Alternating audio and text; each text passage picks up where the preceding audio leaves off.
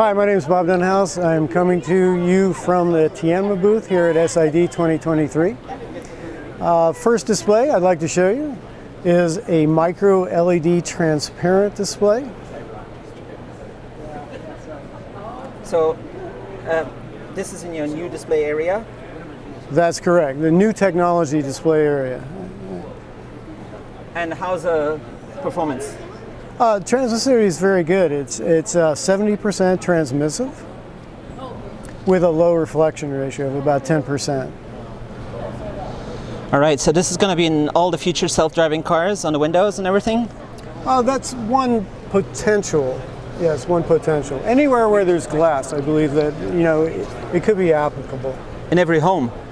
Could every be. window? Yeah, I mean there's many ways to implement it. This is a micro-LED? Yeah, this is another micro-LED display, very similar to the one we just looked at. However, it has a regular liquid crystal display laminated to the back of it. And what we're able to do is control the transparency of the display, actively control the transparency of the display. So it can vary at anywhere from 0.1% transmissive all the way up to 24%. And does this demo show all the modes? It does. We'll have to actively switch them. Let's see, I don't know. This is not the image to look at. All right, then it goes through transparent mode also. Yes. So here, you see how it darkened? Now, so we're at 0.1% transparency, and now I'll lighten it. Now you can see inside. Now we're at 24% transparency. Nice. Yeah. Is it some kind of electrofluidic No, glass? actually, it's a standard liquid crystal display that's laminated to the back of a micro-LED display. All right. No Cool. color filter on that particular backplane. Yeah. So it's been a busy display week? It's been very busy, actually, and very popular. Now we're in also in the new technology area, and this is flexible active matrix OLED displays. The display that you're looking at currently is what we call a trifold or a Z-fold, and it's exhibiting both an inner and outer fold. The idea behind that would be a foldable tablet, as an example. The display you're looking at currently is a 6.67-inch inner fold display. We can do an inner fold radius of about 2 millimeters. All right. And are your foldable displays mass production? Shipping? Yeah, they aren't. Again, this is the new technology area, so they're demonstration. So it's for soon? That technology is out there now. All right. Yes. All right. You want to move over? This is the consumer space. And this is two OLED displays side by side. As you can see, they're equal in image quality. The difference is this uses our CFOT technology, our color film on the TFT layer. What that enables us to do is remove the outer polarizer. When doing so, that we're able to reduce the power consumption roughly 30%. Makes it more power efficient. Nice. Mm-hmm. That's a big deal. It is. It is. All right. The next is a 6.81. What they call it a quad curve display, and that means that all of the edges are actually curved.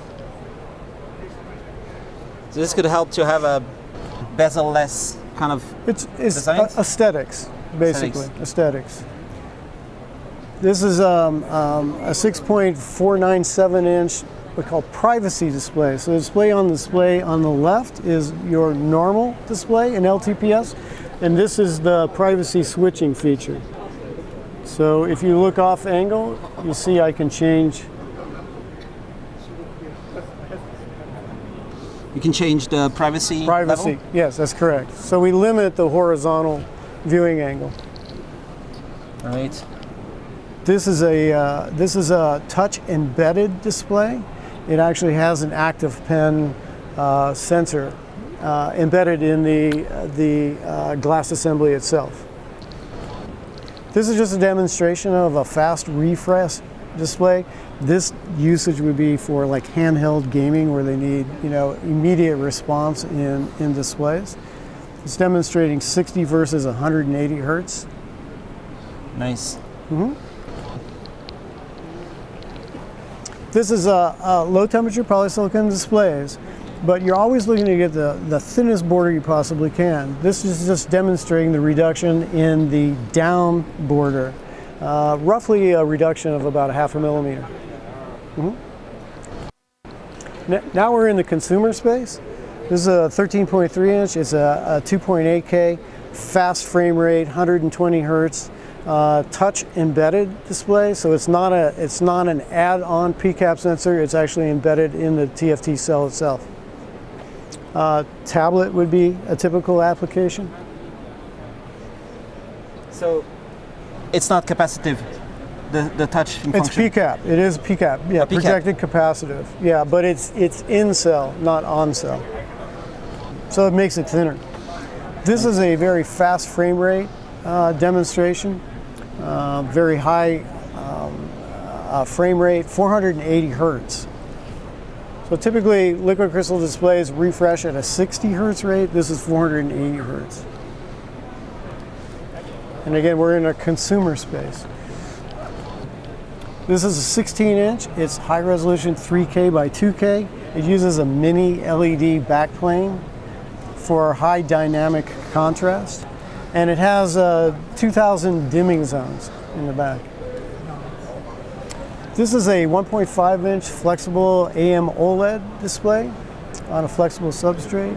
And that would be used for complex shapes. This is a free form, it's round. Nice. Mm-hmm. Yeah. All right. So what are we checking next? Well, why don't we go over to the medical diagnostic monitors. All right. So with these two displays, Tianma has always been very involved in the medical space, especially for medical diagnostic imaging. The display you're looking at right here is a 30.9 inch 12 meg color display. And in reference to that, I want to show the panel to the right, which is a 21.3 5 meg color. Now we're only showing black and white here, but it is a true color display. This is normally used, this is a standard in the medical imaging, X-ray diagnostic field. But if you notice this particular size, which is a standard, typically you would have a radiologist that would have two of these side by side. The problem is because there's two different panels side by side, is they could be slightly different in color temperature, in color reproduction, and that's very critical in imaging like this. Therefore, if you follow this and you take this over, you will notice that this single panel is actually two of the displays. Now what that does is that it makes sure that the color performance from two A-B comparison displays is equal. This is also a 10-bit driver, so color resolution is very, very finite. And it uses a photo alignment to make sure that black levels and uniformity across the entire surface are very uniform. When you have the perfect solution there, then you have 3 or 4 million doctors in the world, physicians, what's it called, surgeons. Yeah. They'll want to have it. Yeah, I mean, I think the whole X-ray imaging world is transitioned from film-based to digital-based for lots of reasons. You know, storage capacity would be one. The next is another one of our strengths, which is applications in the marine market. This particular display is a 20.8 inch. It's a 4K by 2K in resolution. It's a very, very bright display at 1400 nits. So in the marine environment, it's very important to select the materials that you use. So we use we use outer polarizers and liquid crystal material that can withstand high UV exposure. Because typically, if you use just standard polarizers, they would weather, they would yellow over time. So this particular display is ruggedized for the marine environment. Next display is, we call this our invisible technology. And we're developing, this is a film-based pattern on the outside. We're developing these 4 films, silver all the way up to red oak. And really what it allows it to do, this is more for aesthetics of design. So if you can turn off the display disappears. So there could be some aesthetic designs that you don't want to see that there's a display available until you actually want to use it. Nice. Yeah. So you can see here, it disappears, but yet there's still a touch function. Nice. Mm-hmm. It makes it attractive for people to go and touch and play with devices and smart home controls and everything. Yeah, it's an aesthetic design consideration. And they are thinking about that in the automotive space, which we'll get to in a bit. Another one of our strengths is in the industrial space is high shock and vibe displays. This particular free-form display, circular display, is capable of withstanding 10 Gs of shock, which is very, very high shock. That can be used in things like tractors, earth movers, any place where you have real high shock and vibration environment.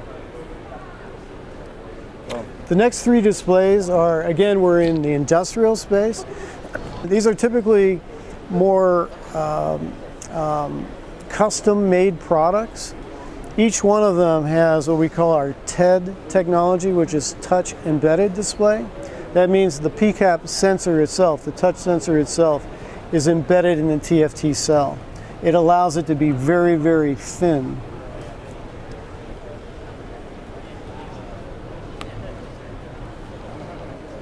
Same is true here. And a little bit larger in size, same is true here. Right. This is our latest generation of wet and glove technology. And those that are familiar with PCAP sensing know that for outdoor use where there's exposure to water, false touch becomes an issue. This is demonstrating that the touch functions are working properly, even with water dropping on it. You see we measure lots of water drops on here, but everything is functioning correctly. Works with gloves too. This just demonstrates our ability for PCAP integration. This is a very large 27-inch full HD display. It has an external PCAP sensor, as you can see here. So Tianma is capable of doing a 30-inch PCAP sensor on a very large display up to 30-inch. And soon we'll be able to go to 32 inches. We also do the custom cover glass you see there. All of this is direct bonded at our factory, OCR bonding, wet bonding. It's good. You do a lot of big touch screens? We are doing a lot of touch screens, not quite that large yet, but again, we're showing that we have the ability to do that. It just depends upon the customer demand. So the next 3 displays that we'll be looking at here is, as our company has progressed, we had 2 product ranges. We had what we call our TM product range and our NL product range. Now we're standardizing on our product range. It's called our P series product range, and displays in that product range will be available in three different flavors, if you want to call it that. One is entry, the next is basic, and followed by advanced. So what you get as you step up in range is you get higher brightness, more rugged, more contrast, more backlight life, things like that. The other thing that we've done is we decided to standardize on wide viewing angle technology. It's our SFT technology, and that will be throughout the range. Nice. Mm-hmm. Leveraging off of our production technologies is the possibility of moving into different product ranges. The first one that you're viewing right now is called a microfluidic chip. And in essence, what it allows is, rather than a human picking up a sample, a liquid sample, and moving it from location to location, you place it on the surface, and by computer control, can move that fluid sample. So basically, what it aids in is an automated way to move a fluid sample from test station to test station, so higher throughput. Nice. This is a glass-based chip technology, chip bonding technology. So as you can see here, it starts with the substrate with the chip. This is actually a CMOS sensor. It is separated. It's moved to a circuit board, and finally to a camera module. So it's a CMOS camera module. This is a phased array liquid crystal antenna, and this would be typically used for reception of a commercial satellite. It's not for home use, it's not for consumer use, it's for commercial Starlink? purposes. Starlink would be a perfect example. Does that mean you're using the LCD factory to make an antenna? Yes, absolutely. I mean, these are the things, we're just leveraging off of what we already have in-house and looking to expand. We're now moving into the automotive space. And this is 11.6 inch. It's called camera under display. So what we've done is we've integrated an infrared camera in the lower part of the display. Yeah. So part of a very hot topic these days is driver distraction. So the idea with this particular technology display is it will auto-recognize. You see how it recognizes my face right now? Mm-hmm. Now, let's take it one step further. Let me take my cell phone out. You see how it recognizes the phone? And now it's giving me a warning. Nice. Don't use your phone when driving. Sure. So it's a biofeedback for safety purposes in the automotive world. And it can be many other things. It's just for a technology demonstration. You have a big presence in automotive? Yes, actually, it's a really, really hot area for us right now. We're one of the top suppliers to the automotive. All over the world? Yes. For every continent of car makers. And there's so many innovation happening with the electric cars. And yes. You have to supply what they want for 2-3 years in the future. Yes, and again, this whole automotive space is really an exploding area for us that we've jumped near the top. This is a haptic feedback. You see here when I touch it, it gives both optical and physical feedback. Nice. That's just feather touch, and then you can vary the strength of the feedback itself. Mm-hmm.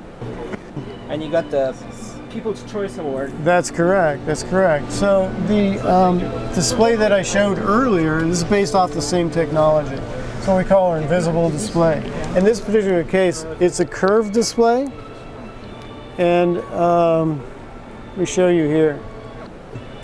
So the idea again is, I think all of the interior designers for automobiles are looking for that next design element, and part of that is, making the active displays go away and making more of a cosmetic attraction. What we've added in this particular technology display is a privacy filter on the right-hand side. So, as I said earlier, driver distraction, I think, will be a key point going forward. You can turn it on and off? Yes. So, if you look from this side, as if you were a driver, I can change the privacy of just this part. You have to look at it from an off angle, this angle. All right. There you go. Now it's off. Nice. Okay, off, on. Yeah. Nice. Uh-huh. Yeah. Yeah. So that won the People's Choice of Awards. It's very nice, very nice. It could be automatic when the car drives. Could be. Yeah. I mean, there's many ways to implement it. That's just one. This is 17.3 inch. It's a LTPS display, also with touch embedded. It's the PCAP sensor is embedded in the TFT cell itself.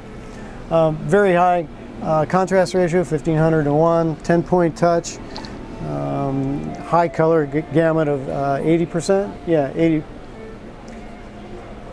Next display is what we call our 15.46. It's an LTPS display, but it's T-shaped. And typically the way you would do that is you would combine two different displays, one here and one here, with just a common cover glass. In this particular case, it's one display. It also has touch embedded in it and very thin frame perimeters. So we're thinking in terms of free-form shapes for, new interior design. And you have a few years of experience doing freeform. Oh yes, we've been doing it actually for quite a few years now. Yeah, circular, many different shapes. The next is a 15.6 inch. It's very high resolution, 4K by 2K, 3840 by 2160. Also very high contrast ratio, 1200 to 1. That could be the main display on a self-driving car or one of these electric cars.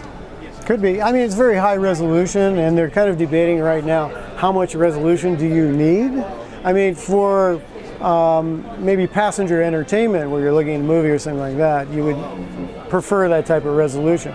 Driver doesn't necessarily need that high. If I can choose an Uber with a 4K display in the back seat, I'll choose that option. Yes, of course. It'd be fun to see. This is a 9.94, and it's a multi-fold OLED display. And so we're trying to bring OLED into the automotive market. There have been challenges with temperature, but we believe we can bring OLED into the automotive market. This is 12.3 inch. It's called Accurus, which is an advanced contrast ratio. It's a dual cell display. So there are two cells that are bonded together. One has color content, the other is just basically grayscale. And by doing that, by varying the grayscale portion of that, you can get high contrast ratio. That's really what you're trying to achieve. This is a different way of achieving something that's very high contrast ratio and very much the buzzword these days. It is an active matrix mini LED backplane, but this particular one is chip on glass driver. It is mini LED on glass substrate, an LTPS glass substrate. The advantage of that is you can reduce the driver count as opposed to the other way of doing it, which is on a circuit board, which requires more drivers, up to like 10 drivers to do that. So very dynamic display. All right. Nice. That's it. That's awesome. We could show this also. Yeah. We'll have to come in here. Right. Oh, quiet area. At Display Week, I've never experienced it before. Yes, it needs to be. So what this combines is it combines not only a privacy filter, but it provides the front surface of the display, or the display itself vibrates to produce sound. And it's very, very directional. So again, driver distraction.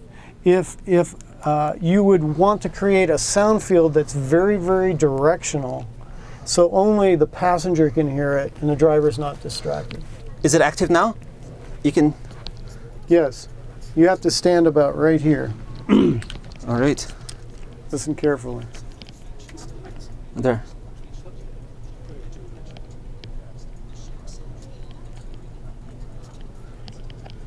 All right, I hear. Yeah, I just need to position myself exactly in the right place. Yes, it's very directional, as I said. Nice. So that's for the Uber driver who loves music and the passengers wants quiet. Yeah. All right. So it's been a great show. Yeah, thank you. I'm glad you came by. And lots of people, it's back to normal, right? It's like as normal as it can be, yes. And here at the front, there was this one. It's all. Yeah, it's another automotive demonstration. I think we can come in this way. Here.